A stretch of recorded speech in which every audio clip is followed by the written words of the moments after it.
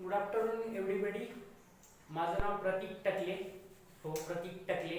ठीक आहे, थोडंसं आडनाव स्ट्रेंज आहे पण असो. ठीक आहे, तर आपण राजमुद्रा क्लासेसचा आज आपण पहिला दिवस आहे आणि 11वीच्या बॅचचा आहे, सॉरी. आणि आपण स्टार्ट करणार थोडंसं बेसिक पासून घेऊ की सध्या आपण 10वी पास झालेले आहात, 10th पास झाले. त्यानंतर तुमच्याकडे 2 ऑप्शन असतात किंवा 3 ऑप्शन असतात. सायन्स घ्यायचं, आर्ट घ्यायचं, कॉमर्स घ्यायचं किंवा डिप्लोमा करायचा किंवा डिप्लोमा करायचा. कुठलाही असं इंजिनिअरिंगचा असतो. ठीक आहे, या सगळ्या गोष्टी आपण 1 बाय 1 डिस्कस करणार. ठीक आहे, की नेमकं सायन्स काय असतं, आर्ट काय असतं, काय नसतं. ठीक आहे, तर मी तुम्हाला एक एक गोष्टी एक्सप्लेन करतो. त्यात आपण फर्स्ट थिंग फर्स्ट म्हणजे पहिली गोष्ट पहिल्यापासून आपण काय करू, अल्फाबेटिकल घेऊ. पहिले आर्ट बद्दल बघू की आर्ट काय असतं, नेमकं आर्ट मध्ये तुम्ही काय शिकणार आहात, काय नाही, किती असतं, सिलेबस कसा असणार, काय असणार. कारण लॉकडाऊनमुळे काय झालेलं आहे बघा, तुमचा जी 11वी आहे ती खूप उशिरा सुरू झालेली. जनरली जून मध्ये सुरू होऊन जाते. जनरली काय होते, 11वी जून मध्ये सुरू होऊन जाते. तर त्यात एक वेळ गेला. त्यानंतर आपल्या स्टेट बोर्डने काय केलेलं, तुमचा 11वी आणि 12वीचा सिलेबस जो होता, सिलेबस आपण काय केलेला आहे, रिड्यूस केलाय. रिड्यूस केलाय म्हणजे कमी केलेला आहे. ठीक आहे, रिड्यूस केलेल्या सिलेबस नुसार तुम्हाला 11वी आणि 12वी तुमची कंप्लीट करायची आहे. ही फक्त सूट ह्या वर्षीचे विद्यार्थी आहे त्यांनाच आहे, बाकीच्यांना नाही. ठीक आहे, अजून सध्याच्या नोटिफिकेशन नुसार जी विद्यार्थी 2020-21 बॅचचे असतील त्यांच्यासाठी हा रिड्यूस सिलेबस लागू होणार आहे. ठीक आहे, हा रिड्यूस सिलेबस काय आपण ते सुद्धा उद्याच्या लेक्चरला रिड्यूस सिलेबस काय काय कटलंय, काय काय नाही, त्यासाठी तुम्हाला 11वी चे बुक्स घेणे गरजेचे आहे. 11वी चे बुक्स घेणे काय आहे तुम्हाला गरजेचे आहे. कुठलीही लढाई जर म्हटलं तर त्यात आपल्याला शस्त्र आले, बरोबर आहे. कुठलीही लढाई जिंकायची असेल, भारत चायना असेल तर कुठलीही असेल, त्याच्यामध्ये कशाची गरज असते, शस्त्रांची गरज असते. तर तसंच कुठलीही परीक्षा जर कंप्लीट करायची असेल तर बुक्स फार आवश्यक असतात. त्यामुळे तुम्ही बुक्स हे घेणार आहात. सर्वांनी बुक्स 11वीची घ्यायची, ही काही सांगायला लावण्यासारखी गोष्ट नाही, पण बुक्स कंपल्सरी. बुक्स मधून तुम्हाला कळणार की कोणता भाग आपला सिलेबस मधला गाळलेला आहे किंवा डिलीट झालेला आहे या वर्षासाठी आणि कोणता भाग राहिलेला आहे. त्यानुसार आपण काय करणार आहोत, अभ्यास करणार आहोत. नाहीतर काय होईल, बुक्स नसले तुम्ही काय करणार, ऑनलाईन मध्ये जे क्लासेस चालू आहेत तिथून बघून एखाद्या वेळेस काय होऊ शकतं, एक्स्ट्रा काम होऊ शकतं. ठीक आहे, ऑलरेडी आपल्या खूप सारे 2 ते 3 महिने आपले गेलेले असल्यामुळे आपला थोडा सिलेबस मागे पडलेला आहे. तर आपण जो आपल्या सिलेबस मध्ये आहे ज्याचा रिलेव्हन्स आपल्या स्पर्धा परीक्षेसाठी, स्पर्धा परीक्षा म्हणजे 11वी 12वीच्या लेवलला 2 परीक्षा फार महत्त्वाच्या असतात. एक असते नीट, दुसरी असते JEE. मग तिच्यात 2 प्रकार, मेन्स आणि ॲडव्हान्स. मेन्स आणि ॲडव्हान्स. ठीक आहे, ह्या 2 परीक्षा असतात. त्याच्यानंतर महाराष्ट्र स्टेट त्याची स्वतःची MHTCET घेतो. इथे पण तुम्हाला वेगवेगळ्या ठिकाणी इंजिनिअरिंगला वगैरे ऍडमिशन करण्याच्या संधी उपलब्ध होतात. ठीक आहे, या परीक्षेबद्दल पण आपण जाणून घेणार आहोत. ठीक आहे, रिड्यूस सिलेबस, बुक्स मधून कोणता कमी झालेला आहे 11वी साठी तो बघणार आहोत. ह्या परीक्षांबद्दल आपण नेक्स्ट लेक्चर मध्ये बघूया. ठीक आहे, त्याच्यानंतर आपल्याला सर्वात पहिले बघायचं आहे की 10वी झाल्यानंतर नेमकं काय असतं बाबा. सायन्स काय असतं भानगड, आर्ट काय असतं, कॉमर्स काय असतं, आपण काय शिकतो बाबा, याची एक ब्रीफ आयडिया आहे की जेणेकरून तुम्हाला कळायला पाहिजे की बाबा मी सायन्सला ऍडमिशन घेतलं म्हणजे मी योग्य केलं का, मी आर्टला ऍडमिशन घेतलं म्हणजे मी योग्य केलं का, याची तुम्हाला जाणीव. ठीक आहे, तसं तर मी तुम्हाला केमिस्ट्री आणि बायोलॉजी हा विषय शिकवणार आहे सध्या. बायोलॉजीला नंतर मॅडम येतील तुम्हाला, पण काही दिवसासाठी मी हा विषय शिकवणार. ठीक आहे, तर आपण बघूया समजा तुम्ही आर्टला ऍडमिशन घेतलं किंवा आर्ट मध्ये तुम्ही काय काय शिकतात बरं. आर्ट मध्ये विषय असतात कधी कधी पेंटिंग, ठीक आहे. आर्टचा एक भाग आहे बघा म्युझिक, डान्स, हे जनरल आर्ट्स. पण सर हे तर आपल्या इथे विषय नाही. आपल्या इथे विषय कोणते असतात बघा.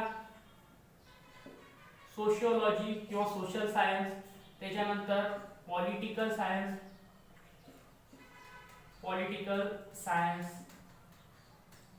त्याच्यानंतर जर आणखीन एक सांगायचं झालं तर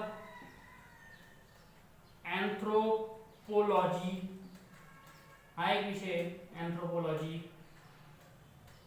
जो तुम्ही आर्ट्स मध्ये शिकता. त्याच्यानंतर तुमचा जनरल माहिती असणारा हिस्ट्री, HISTORY, हिस्ट्री, ठीक आहे. जिओग्राफी, हे सगळे विषय, ठीक आहे. पेंटिंग वगैरे, डान्स, म्युझिक, हे प्युअर आर्ट फॉर्म आहे. ह्याच्यात काय असतं, तुम्हाला थेरी कमी असते. त्याच्यामध्ये थेरी कमी असते, प्रॅक्टिकल जास्त असतात. त्याच्यामुळं आपल्या रेग्युलर करिक्युलम मध्ये हे सहसा ऍड नसतात. याच्यासाठी तुम्ही वेगळ्या स्कूल्स असतात.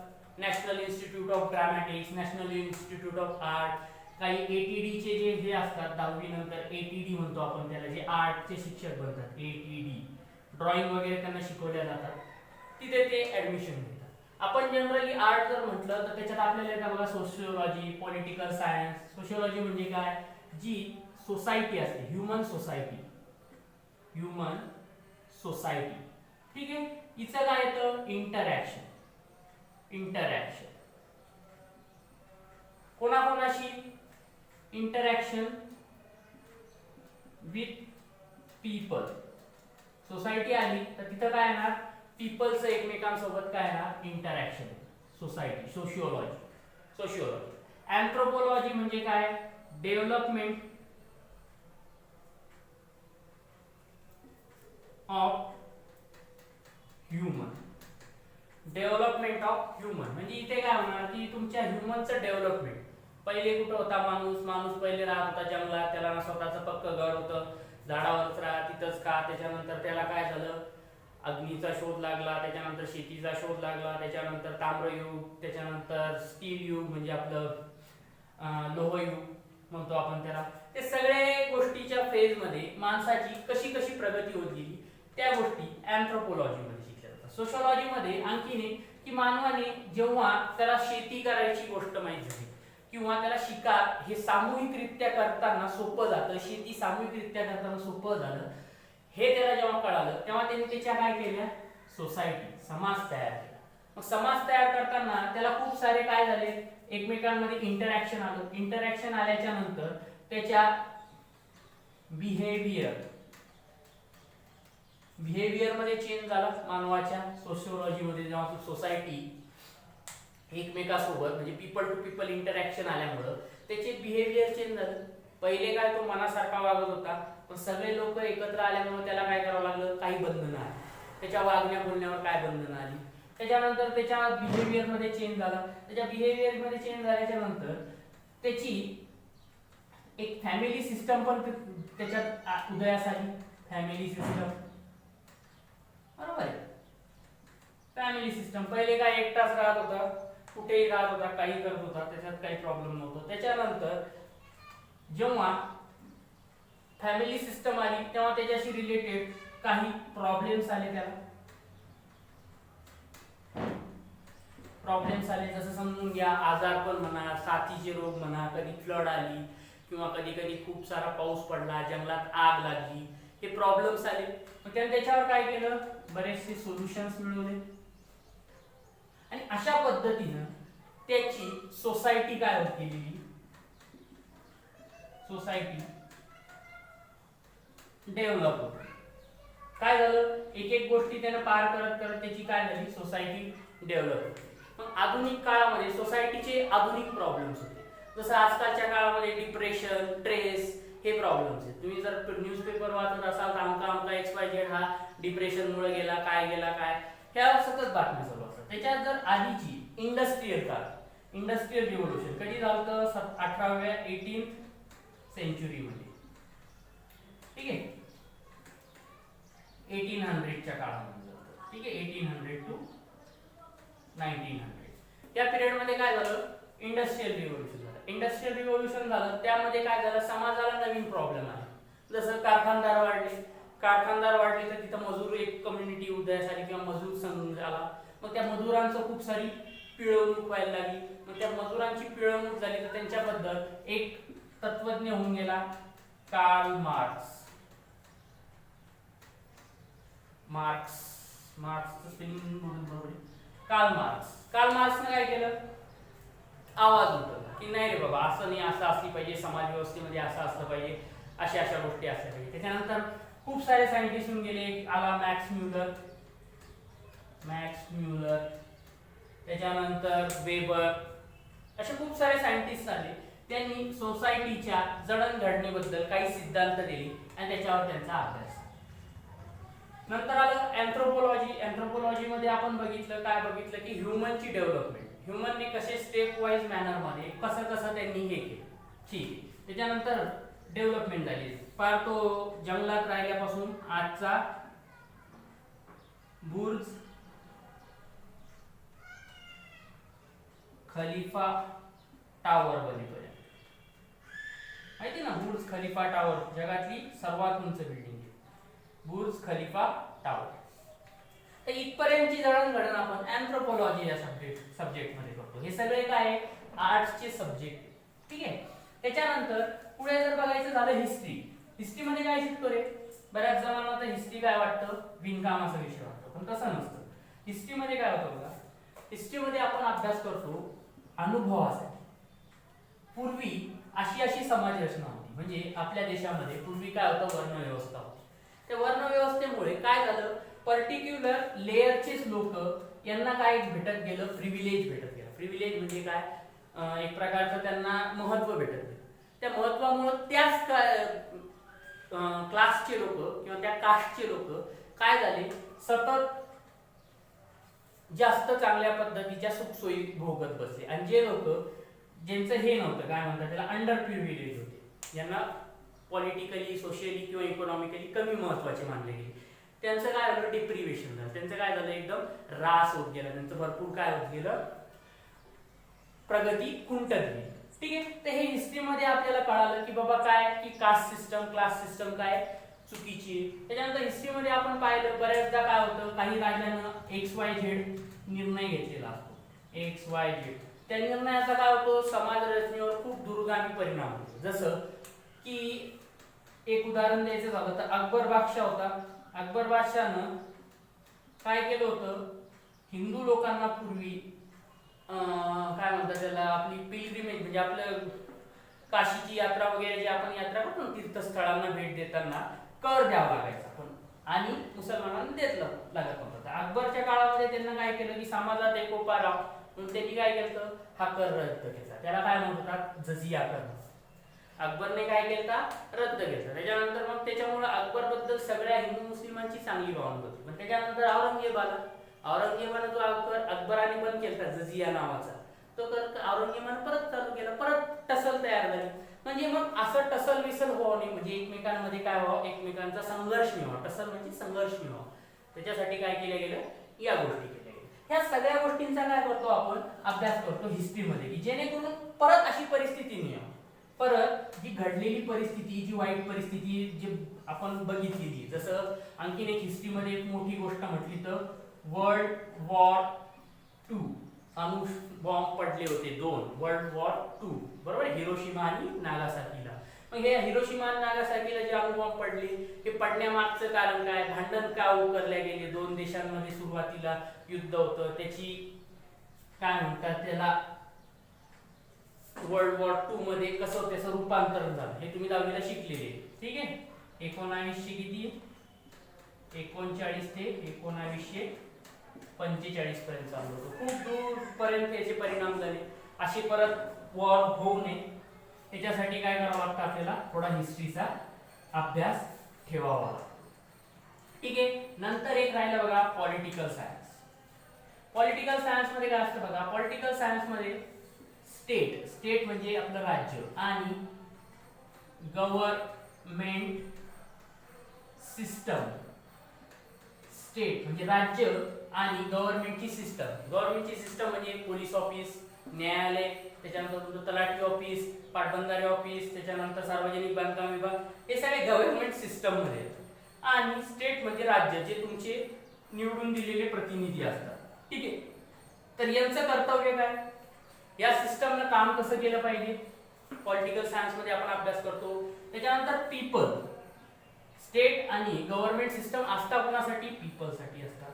मग पीपलचं काय अडचणी, त्यांचे प्रॉब्लेम्स, त्यांचं इंटरॅक्शन या दोन सिस्टम बद्दल, त्यामध्ये येणारे प्रॉब्लेम्स, त्यांच्यासाठी ते प्रॉब्लेम्स दूर करण्यासाठी काय करते गव्हर्नमेंट, नवीन नवीन योजना बनवते, पॉलिसीज बनवते. त्या पॉलिसीजचा काय केला जातो, अभ्यास केला जातो. त्याच्यानंतर पीपल, प्रत्येक पीपलला काय केलेलं असतं, काही हक्क दिलेले असतात. बरोबर आहे, काही हक्क दिलेले असतात, त्याबद्दल काही ड्युटीज पण दिलेले असतात. ठीक आहे. काय केलेले राईट्स असतात, राईट्स म्हणजे हक्क, आणि त्याबरोबर पीपलला काय असतात, काही ड्युटीज असतात. जसं राईट काय, जर 18 वर्षाच्या वर एखादा भारतीय नागरिक असेल तर त्याला मतदान करण्याचा हक्क आहे. त्याला त्याच्या कॉन्स्टिट्यूशन, तो ज्या एरियाचा रहिवासी आहे तिथल्या मतदारसंघात त्याला मतदान करण्याचा हक्क आहे, जर तो 18 वर्षाचा असेल. परत एक आणखी हक्क म्हणजे सांगायचं जर झालं तर right to life, right to life.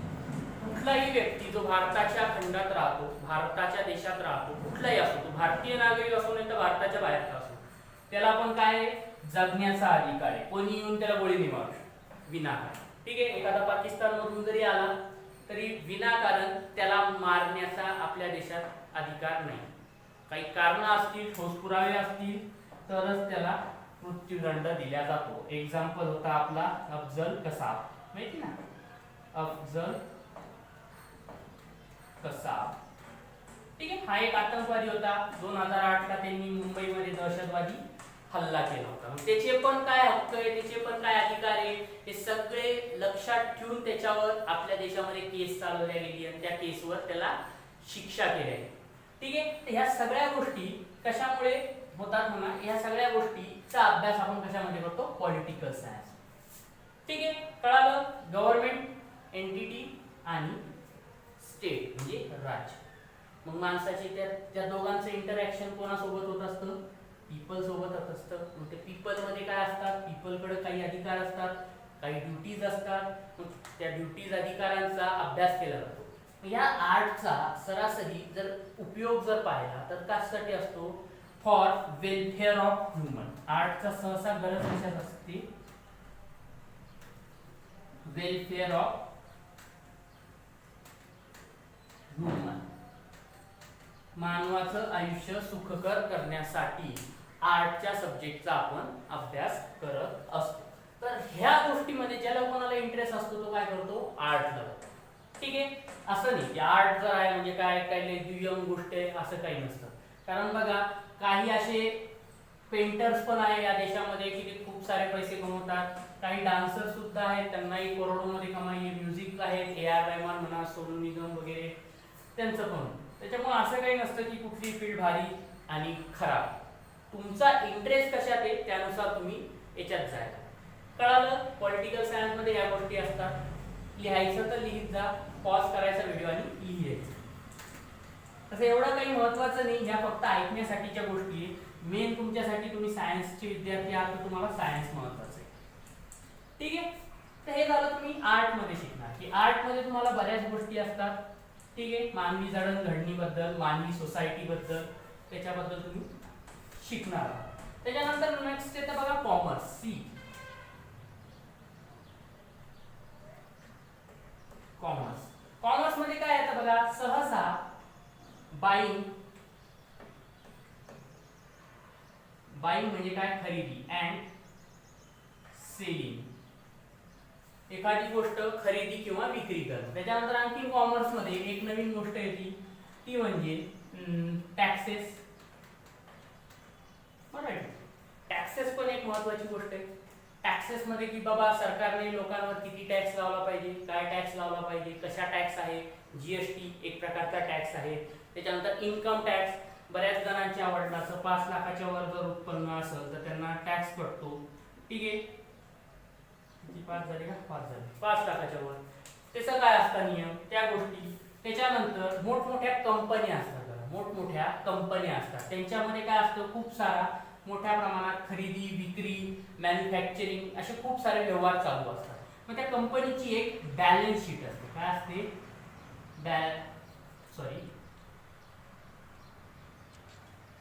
Balance sheet. त्या बॅलन्स शीट मध्ये काय असतं की कंपनीनं पैसा कसा खर्च केला, ठीक आहे, पैसा कसा खर्च केला आणि पैसा कसा कमवला.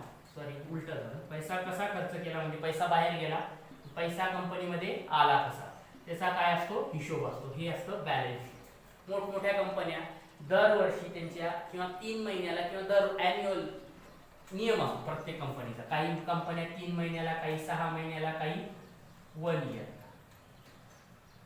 ठीक आहे, काय करत असतात त्यांच्या कंपनीचा बॅलन्स शीट पब्लिश करत असतात. इव्हन आपल्या ज्या कॉर्पोरेट सोसायटीज असतात किंवा आपल्या बँका म्हणा कॉपरेटिव्ह बँका त्या पण काय करत असतात ॲन्युअली त्यांचा जमा खर्च दाखवत असतात. इतके पैसे आपण कर्जात दिले, इतके पैसे आपल्याला डिपॉझिशन आलं, इतके पैसे वर्करचा पगारामध्ये गेलं, इतकं त्या आपल्या बिल्डिंगचं मेंटेनन्स गेलं, त्याच्यानंतर त्याचं लाईट बिल गेलं, त्याचं भाडं गेलं, त्या सगळ्या याचा हिशोब कशामध्ये असतो बॅलन्स शीट मध्ये असतो. ते बनवण्याचं काम कोणाचं असतं कॉमर्स फील्डच्या विद्यार्थ्यांचं असतं, ज्याला आपण ऑडिट म्हणतो. बघा काय होतं ऑडिट होतं, ठीक आहे. बॅलन्स शीट झालं. त्याच्यानंतर बघा आणखी काय येतं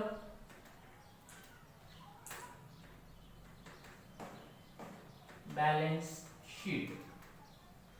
बॅलन्स शीट झाल्याच्या नंतर नेक्स्ट येतं बघा त्याच्यामध्ये ट्रेड व्यापार. आजकाल तुम्हाला माहिती आहे की कोरोनामुळे लॉकडाऊन राहिलं आणि भारतामध्ये एक ट्रेड असा होता तो थांबलाच नाही, सगळे बंद होते. जवळपास तुमचं मेडिकल फील्ड सोडली, मेडिकल एक चालू होतं, पण आणखीन एक ट्रेड होता मेडिकल आणि फील्ड सोडल्याच्या नंतर, तो होता शेअर ट्रेड, ज्याला आपण शेअर ट्रेड किंवा शेअर मार्केट. शेअर मार्केट हा एक काय होता आपल्या प्रकारात इथलचा एक बिझनेस किंवा एक ट्रेड होता, तो लॉकडाऊन मध्ये सुद्धा थांबला. हा पण आपण काय करतो कॉमर्स फील्डला कन्सिडर करतो. त्यानंतर आणखीन हे बघा नवीन कन्सेप्ट आली आहे e commerce.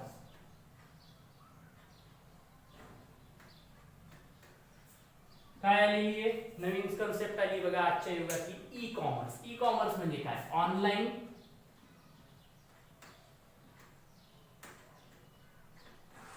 Buying and selling.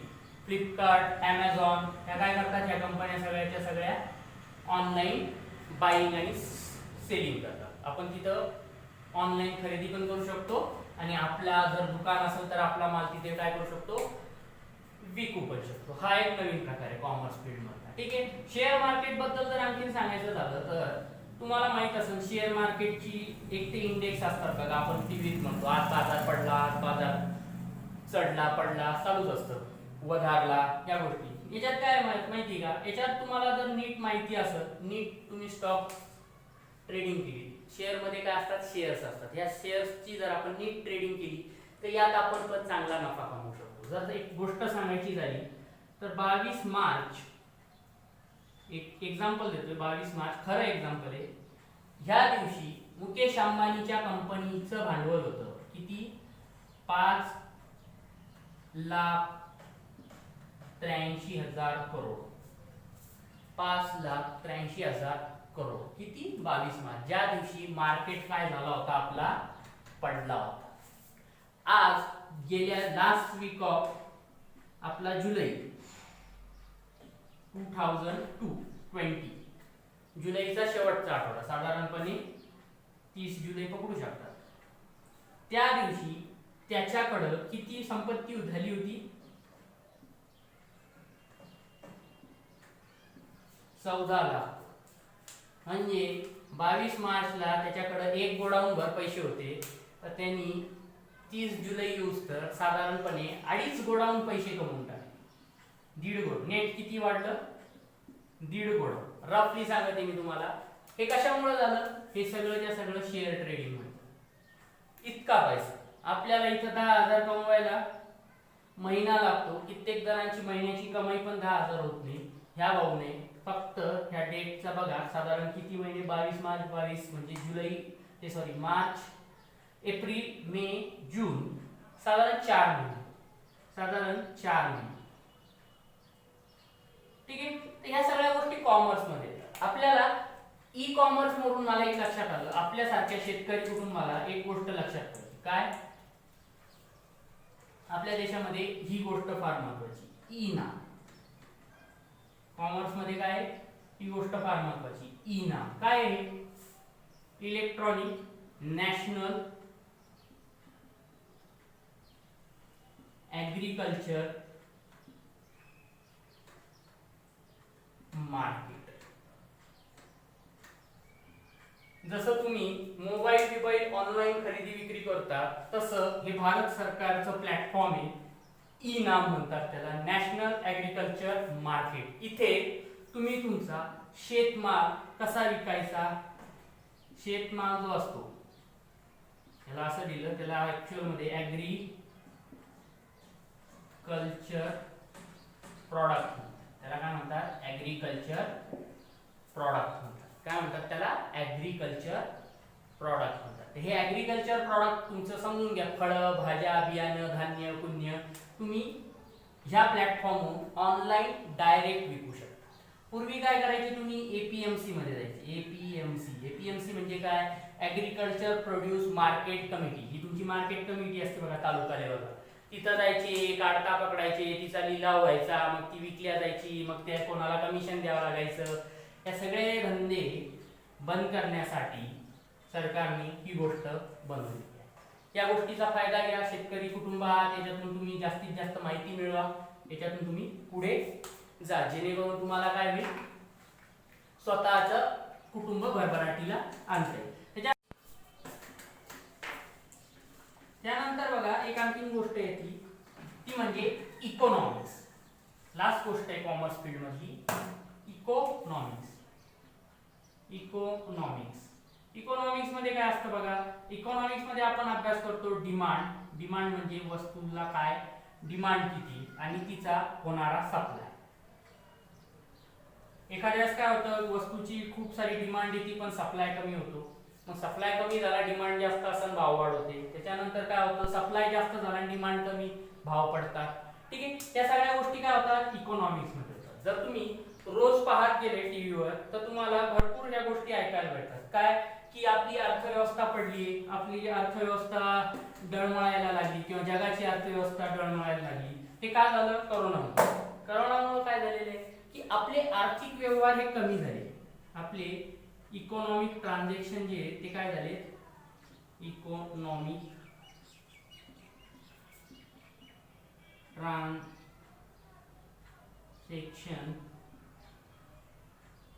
काय झालेले? कमी झाले. त्यामुळे काय झालेलं आहे? सगळ्यांकडे काय झालंय? पैशाची शॉर्टेज आहे. अशा वेळी खूप साऱ्या अर्थशास्त्रज्ञांनी काय सांगितले? त्यांच्या टेक्निक्स दिले. त्यातली एक टेक्निक सांगतो. आता समजा एखादा बिझनेसमॅन समजा कपड्याचा व्यापार आहे. काय? कपड्याचा व्यापार, क्लॉथ विकतो. तो काय विकतो? कपडे विकतो. आता त्याच्यासाठी जर एक समजा मी एक उदाहरण देतोय की आता समजा तुम्ही अडकलेले, तुमची अर्थव्यवस्था अडकली, तुमच्याकडं नवीन कस्टमर येत नाही. कस्टमर काय येत नाही? कारण तो खरेदी करण्याच्या इच्छेमध्ये नाही, कारण त्याचं पण काय झालेलं आहे? लॉकडाऊनमुळे नुकसान झाले. तुम्ही विक्रेता आहात, तुमचं पण लॉकडाऊनमुळे नुकसान झाले. मग अशा वेळी अर्थचक्र कसं चालू करायचं त्याचं एक उदाहरण सांगतो बघा. हा कपड्याचा व्यापारी जो कपडे विकतो त्याने त्याच्याकडचा जो कपडा आहे, त्याच्या दुकानात वाहता पडलेला जो कपडा आहे, त्याने काय करायचं? व्हेरी लेस मार्जिन विकलं. समजा काय केलं? व्हेरी लेस मार्जिन म्हणजे नफा. फार कमी नफ्यामध्ये काय करायचं?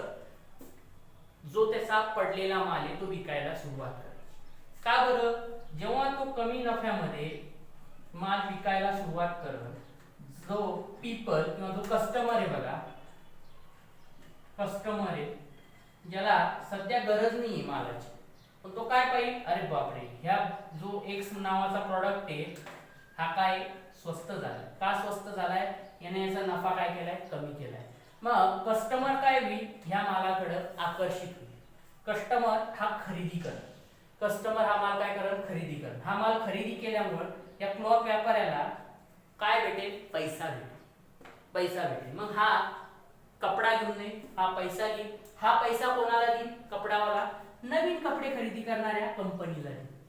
नवीन खरेदी करणाऱ्या कंपनीला देईल. ती कंपनी परत याला काय देईल, कपडे देईल. परत हा व्यापारी काय करणार, आता पहिले जितकं मार्जिन घेत होता तितकं मार्जिन घेऊन विकायला सुरू करणार. जेणेकरून तुमची काय होईल, इकॉनॉमिक सायकल.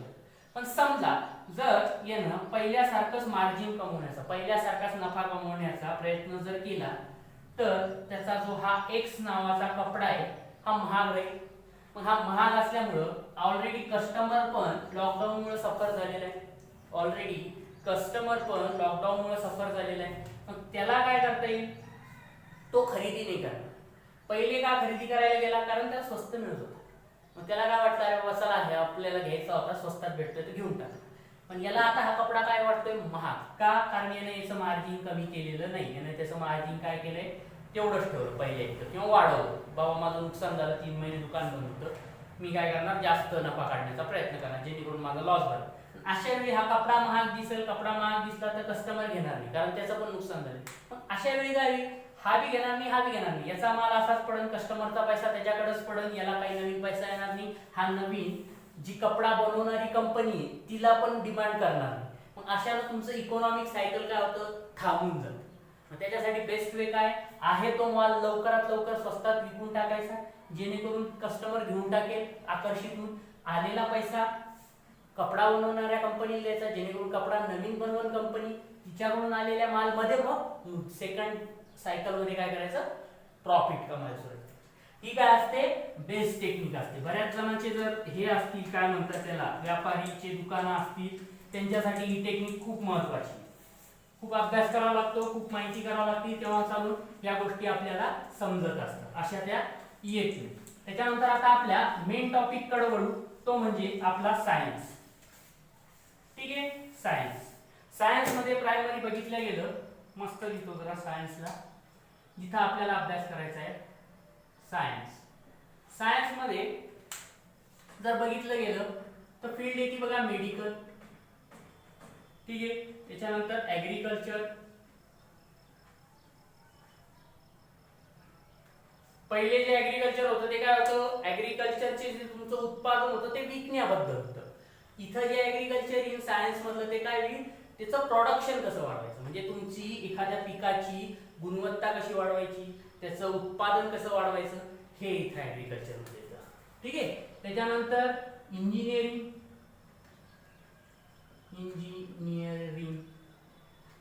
त्याच्यानंतर येतं टेक्नॉलॉजी. एवढे मोठे कॉम्प्युटर्स, मोबाईल वापरतात की नाही. ठीक आहे, टेक्नॉलॉजी ह्या मेन ब्रांचेस. मेडिकल मध्ये तुम्हाला माहिती आहे पॅरामेडिकल स्टाफ, जे आजकाल देव बिचारे कन्सिडर केले जात आहेत. ठीक आहे, आपल्या कोरोना युद्धात नंबर 1चं काम चालू मेडिकल स्टाफ. याच्यामध्ये डॉक्टर्स येतात,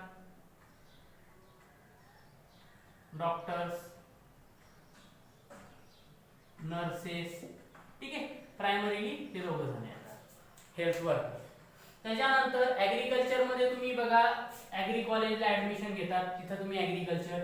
त्याच्यानंतर इंजिनिअरिंग मध्ये खूप साऱ्या ब्रांचेस असतात बघा. मेकॅनिकल इंजिनियर जो काय करत असतो, मशीन्स बद्दल अभ्यास करत असतो. सिव्हिल इंजिनियर, कन्स्ट्रक्शन माहिती ना, बांधकाम वगैरे, रोड असन, रोड असन, एअरपोर्ट असन, किंवा मोठ्या मोठ्या बिल्डिंग असन, त्याच्यासाठी सिव्हिल इंजिनियर. त्याच्यानंतर इलेक्ट्रॉनिक इंजिनियर तुमचे सगळे इलेक्ट्रॉनिक उपकरण, मोबाईल, टीव्ही, फ्रीज याच्यासाठी काम करत असतो. त्याच्यानंतर कॉम्प्युटर इंजिनियर असतो, तुमचे जे सॉफ्टवेअर असतात बघा अँड्रॉइडचे, त्याच्यानंतर कॉम्प्युटरचे हार्डवेअर्स, त्याच्यानंतर तुमच्या वेबसाईट, त्याच्यासाठी IT इंजिनियर असतो. वेबसाईट हे सगळे कोण मॅनेज करतात, कॉम्प्युटर इंजिनियर मॅनेज करतात. मेकॅनिकल काय करतात, मशीन्स वगैरे ज्या तुम्हाला लागतात वापरायला. ठीक आहे, मी सुद्धा हा इंजिनियर, मेकॅनिकल इंजिनियर. त्याच्यानंतर टेक्नॉलॉजी, या सगळ्या याचा कंबाईन वापर करून तुम्ही काहीतरी मानवाच्या भल्यासाठी काम करतात। जसं जर सांगायचं झालं तर एक कॉम्प्युटर सायन्स काय, कॉम्प्युटर काय टेक्नॉलॉजी, कॉम्प्युटर सायन्स त्याच्यामध्ये तुम्ही काय करतात की बाबा एक चांगलं सॉफ्टवेअर बनवतात। समजा कॅल्क्युलेटर, कॅल्क्युलेटर काय एक प्रकारचं टेक्नॉलॉजीचाच वापर आहे ना, त्याच्यात तुम्ही मस्तपैकी आकडे टाकतात, तुम्हाला डायरेक्ट काय होतं आन्सर मिळतो। ठीक आहे, तर हे सगळं टेक्नॉलॉजी मध्ये जातं। त्याच्यानंतर सायन्सच्या ज्या प्युअर ब्रांचेस आहेत म्हणतो आपण, सायन्सच्या काही प्युअर ब्रांचेस, कोणत्या प्युअर ब्रांचेस आहेत, फिजिक्स, केमिस्ट्री, मॅथमॅटिक्स आणि बायोलॉजी। सायन्सच्या काय काय, फिजिक्स, त्याच्यानंतर केमिस्ट्री, त्याच्यानंतर बायोलॉजी आणि मॅथमॅटिक्स, ह्या पण ब्रांचेस। याच्याबद्दल बघायचं, फिजिक्स मध्ये काय असतं तुम्हाला, तुम्ही साधारण मोशन, एखादी गोष्ट काय मोशन मध्ये तर तिच्या काही गुणधर्म असतात, तिच्यात काही शक्ती असते, ती शक्ती किती असते, काय असते, त्याचं कॅल्क्युलेशन कसं करायचं आपण फिजिक्स मध्ये मोशन चॅप्टर मध्ये शिकू। मग त्याच्यात प्रकार येतात कायनेमॅटिक्स, मोशन वगैरे। त्याच्यानंतर ॲस्ट्रोनॉमी, ॲस्ट्रोनॉमिकल फिजिक्स, ॲस्ट्रोनॉमिकल म्हणजे काय, जे खगोलशास्त्र आहे त्याच्यामध्ये दोन ग्रह असतात, त्या दोन ग्रहामधलं गुरुत्वाकर्षण, ते दोन ग्रहाचं जे रिव्होल्यूशन होत असतं, सॉरी रिव्होल्यूशन आणि रोटेशन जे होत असतं एका ताऱ्यासमोर, त्याचं कॅल्क्युलेशन, ह्या सगळ्या गोष्टी आपण ॲस्ट्रोनॉमिकल फिजिक्स मध्ये बघतो। त्याच्यानंतर फिजिक्स मध्ये आणखीन बघायचं जर झालं तर ॲटॉमिक फिजिक्स असतं बघा, ॲटॉमिक फिजिक्स। ॲटॉमिक फिजिक्स मध्ये आपण काय करणार, ॲटम लेवलवर काय काय नाही, तुम्ही ॲटम्स वगैरे शिकलात ना त्या गोष्टी, फिजिक्सचे जर तुम्हाला चांगल्या पद्धतीने सांगितलं। नंतर याच्यात येतं केमिस्ट्री, केमिस्ट्रीमध्ये 3 प्रकार येतात बघा, फिजिकल केमिस्ट्री, याच्यामध्ये काय होतं फिजिक्सचेच ऍप्लिकेशन असतात केमिस्ट्रीमध्ये, फिजिक्सच्याच काही गोष्टी असतात जसं टेम्परेचर, व्हॉल्यूम, ह्या सगळ्या काय उद्याच्या लेक्चरमध्ये मी डिटेल घेईन, फिजिकल केमिस्ट्री। त्याच्यानंतर दुसरा एक प्रकार असतो ऑर्गॅनिक केमिस्ट्री।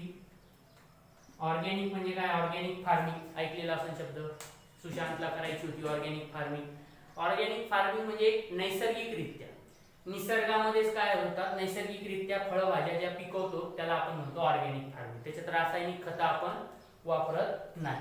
ठीक आहे, तर ते ऑर्गॅनिक असतं। मग असे ऑर्गॅनिक काही कंपाऊंड आहेत, त्याची काय आहे केमिस्ट्री आहे। ऑर्गॅनिक कंपाऊंड म्हणजे आपली त्वचा, आपले केस, त्याच्यानंतर आपले फळं भाज्या, त्याच्यानंतर जे आपले अल्कोहोल येतात बघा सॅनिटायझर मधलं, बरोबर आहे की, हे सगळं अभ्यास आपण कुठं करत असतो, या ऑर्गॅनिक पार्ट मध्ये करत असतो केमिस्ट्रीच्या। त्याच्यानंतर ऑर्गॅनिक नंतर येतो इनऑर्गॅनिक। ऑर्गॅनिक मध्ये जर सांगायचं झालं तर हायड्रोजन आणि कार्बन, ऑक्सिजन हे 3 एलिमेंटचे काय असतात कंपाऊंड बनलेले असतात मॅक्सिमम, हायड्रोजन, कार्बन, ऑक्सिजन, कधी कधी नायट्रोजन येतो, मग सल्फर पण येतो, सल्फर। ठीक आहे, हे आपण बघूया उद्याच्या लेक्चरला, हे 3 डिटेल मध्ये बघू। इनऑर्गॅनिक मध्ये काय येणार, तुमचे जे हे असतात बघा खूप सारे मूलद्रव्य असतात जसं कॅल्शियम, त्याच्यानंतर सोडियम, यांची रासायनिक अभिक्रिया कशी होते, काय होते, त्याच्यातून कुठले कंपाऊंड बनतात, त्यांच्यामध्ये बॉन्ड कोणता असतो, कोव्हॅलेंट बॉन्ड, आयोनिक बॉन्ड, या सगळ्या गोष्टी आपण काय करतो केमिस्ट्रीमध्ये करतो। बरं, त्याच्यानंतर बायोलॉजी। बायोलॉजी मध्ये काय भरपूर सब ब्रांचेस आहेत, जसं मायक्रोबायोलॉजी, मायक्रोबायोलॉजी, त्याच्यानंतर नेक्स्ट येतं बघा बायोटेक्नॉलॉजी, बायोलॉजी आणि टेक्नॉलॉजीचा संगम, बायोटेक्नॉलॉजी, सॉरी, त्याच्यानंतर नेक्स्ट येतं बघा बायोटेक्नॉलॉजी मध्ये आणखीन जर सांगायचं झालं बायो इन्फॉर्मेटिक्स,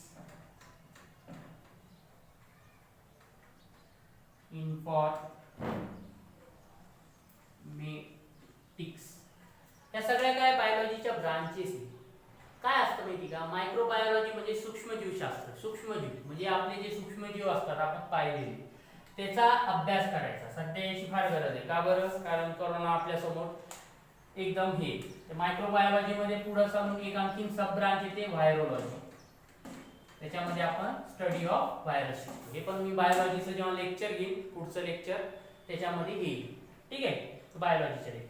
बायोटेक्नॉलॉजी मध्ये बघा, तुम्ही जर आता शक्तिमान लागलो होतं बघा आपल्या दूरदर्शनावर, ते जर बघितलं असेल तर तो एक जॅकॉल नावाचा सायंटिस्ट असतो, त्याने शक्तिमानचा क्लोन बनवला. त्याच्यासारखाच काय केला, दुसरा शक्तिमान बनवला.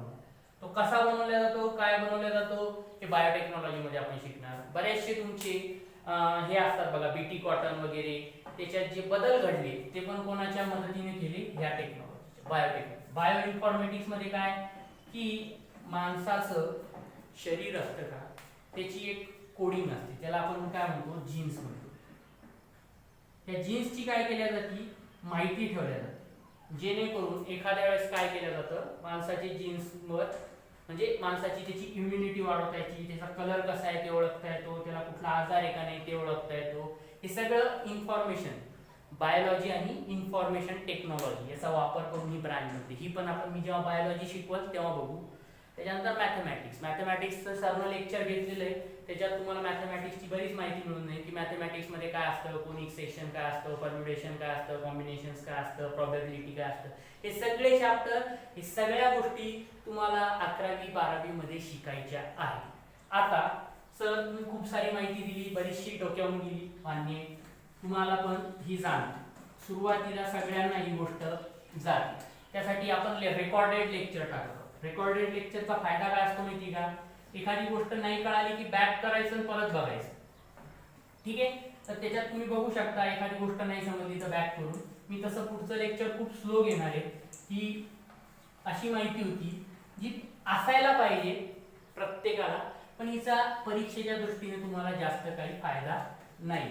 त्याच्यामुळे मी ही घेतली. तरी तुम्हाला एक जनरल माहिती राहिली पाहिजे की कुठं आपण काय शिकतो, फिजिक्स मध्ये काय शिकतो, सायन्स मध्ये काय शिकतो.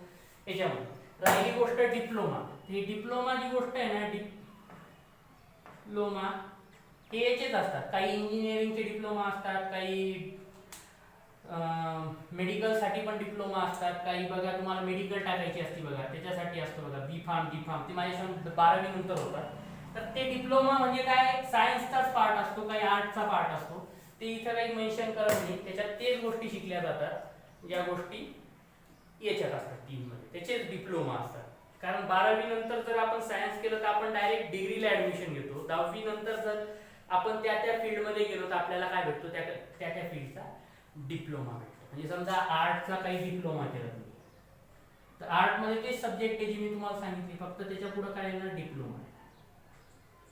ठीक आहे, तर गोष्ट तीच राहते, फक्त डिग्री वेगळी भेटते. त्याचा आपल्याला काही एवढा महत्व नाही. हे 3 फार महत्वाचे होते. ठीक आहे, तर चालू. दुसरी गोष्ट की सर आता आपण शिकण्याची एक तुम्हाला रोड मॅप सांगतो की आपण काय काय करणार. आपण रोज फिजिक्स,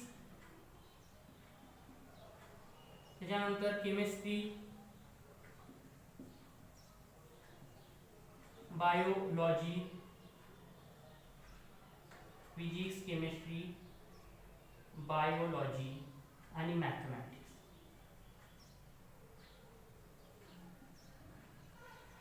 हे 4 सब्जेक्टचे डेली लेक्चर्स तुमचे ऑनलाईन टाकण्यात येतील. याच्यावर तुम्हाला रोजच्या रोज जे पण शिकवल्या जाईल वर्गामध्ये त्याच्या नोट्स काढणं कंपल्सरी आहे. मस्त काढायच्या छानसं, कारण तुम्ही सुरुवातीपासूनच मेहनत घेत राहिली तर तुमचा इंटरेस्ट क्रिएट होईल, आणि तुमचा इंटरेस्ट क्रिएट होईल याची गॅरंटी आम्ही घेतो. आम्ही तुम्हाला शिकवण्याचं एकदम बॉटम लेवल पासून हाय लेवल पर्यंत शिकवणं आम्ही देण्याचा प्रयत्न करतो. Bottom level to high level. ठीक आहे, सुरुवातीला आम्ही एकदम हळूहळू छोट्या छोट्या कन्सेप्ट घेऊ.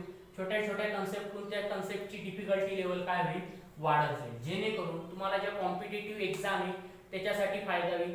त्याच्यानंतर तुमच्या बोर्डमध्ये पण तुमच्या कन्सेप्ट काय होईल, चांगल्या राहतील, जेणेकरून तुम्हाला फायदा होईल. त्याच्यानंतर आणखीन एक गोष्ट की सर याच्यात इंग्लिश नाहीये, तर इंग्लिश बघा, इंग्लिश हा सब्जेक्ट सहसा आपण काय करतो 12वीलाच बघतो. त्याच्यामुळे आमचा असा प्लॅन आहे की साधारण जानेवारी पासून तुमचे इंग्लिशचे लेक्चर सुरू होतील. कारण आता ऑलरेडी खूप महाग पडलेला आहे हा सिलेबसला, कसा वेळ द्यायला तुम्हाला गरज आहे. जेणेकरून जानेवारी पासून तुमचे इंग्लिशचे लेक्चर चालू करू की डिसेंबर, साधारण 11 महिने भेटतात विथ तुमच्या उन्हाळ्या आणि दिवाळीच्या सुट्ट्या काढून, जेणेकरून तुमचं काय होईल तिथं अभ्यास होईल. 11 महिने खूप झाला इंग्लिश सब्जेक्टला, आपण करू शकतो, त्याला काही प्रॉब्लेम नाही. आपण त्याचे पॅसेजेस घेऊ, पॅसेजेसचे आन्सर्स घेऊ, ग्रामरच्या ट्रान्सफॉर्मेशन जे असतं ते पण आपण काय करणार आहोत, घेणार आहोत, पण ते जानेवारी. सध्या आपलं या 4 सब्जेक्टवर मॅक्सिमम फोकस आहे, ह्या 4 सब्जेक्ट.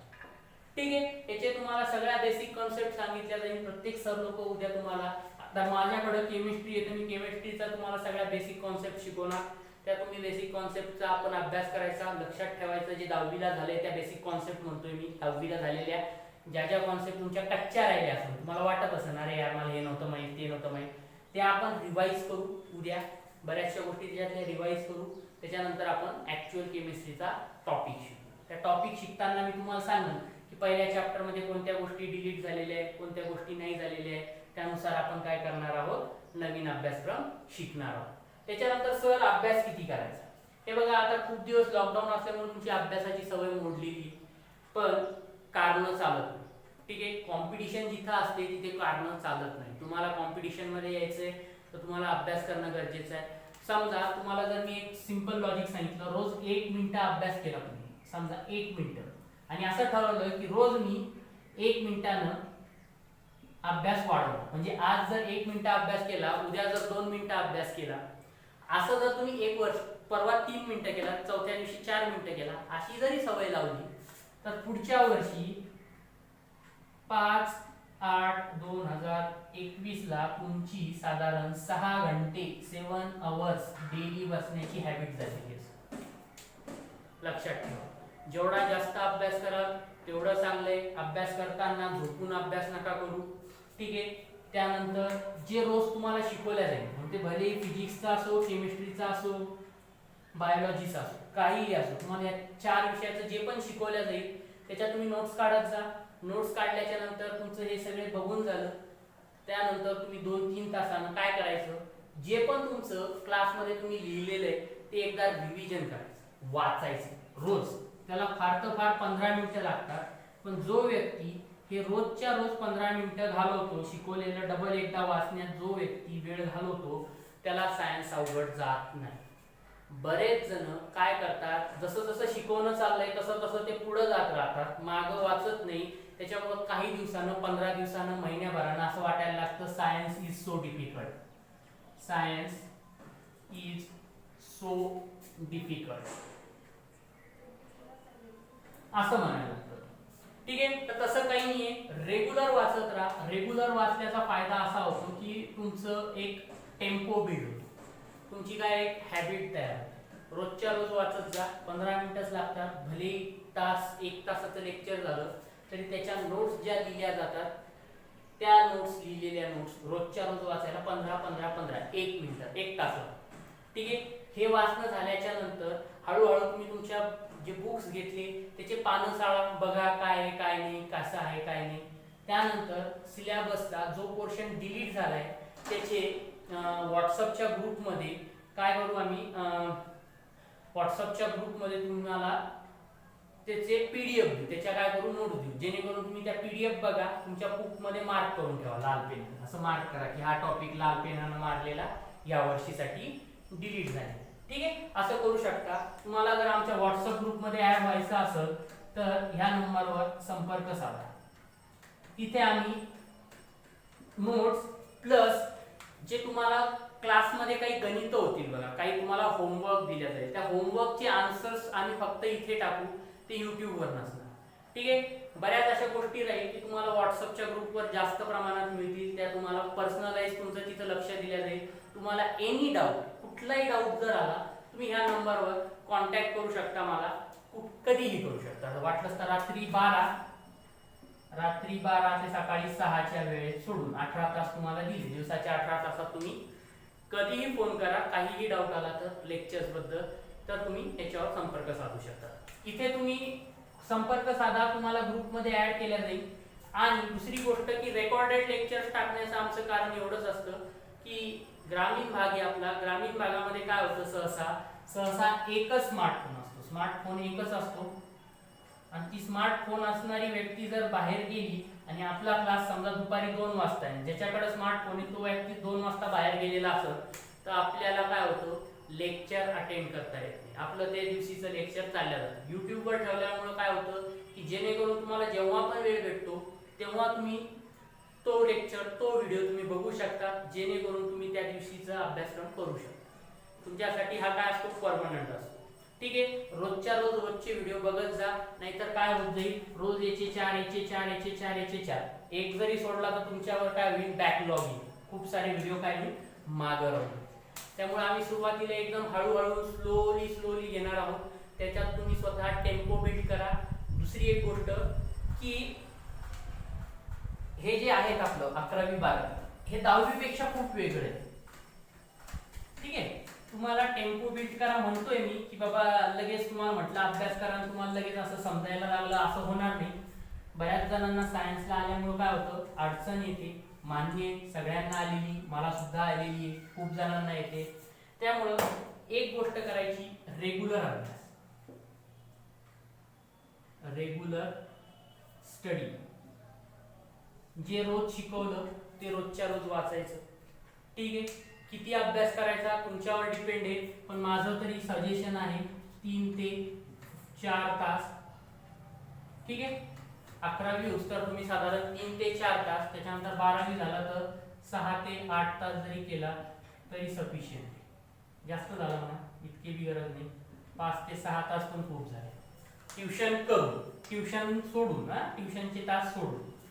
ठीक आहे, त्याच्यात अभ्यास करा. तुम्हाला सगळ्या बेसिक गोष्टी मी उद्याच्या लेक्चरमध्ये एक्सप्लेन करेन.